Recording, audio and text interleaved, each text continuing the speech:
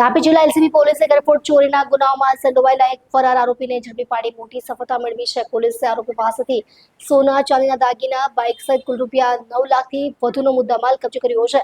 આરોપી 5 અલગ અલગ પોલીસ સ્ટેશનમાં નોંધાયેલા કુલ 12 ગરફોડ ચોરીના ગુનાઓમાં સંડોવાયેલો હોવાનું સામે આવ્યું છે।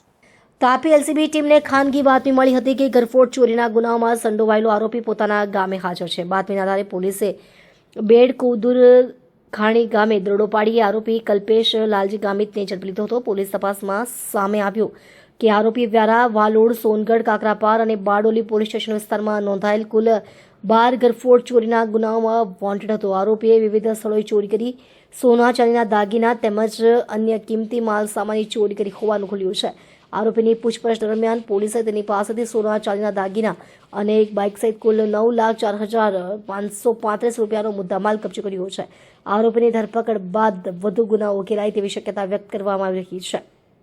રિપોર્ટ સર્વર પાડવી, તાપી।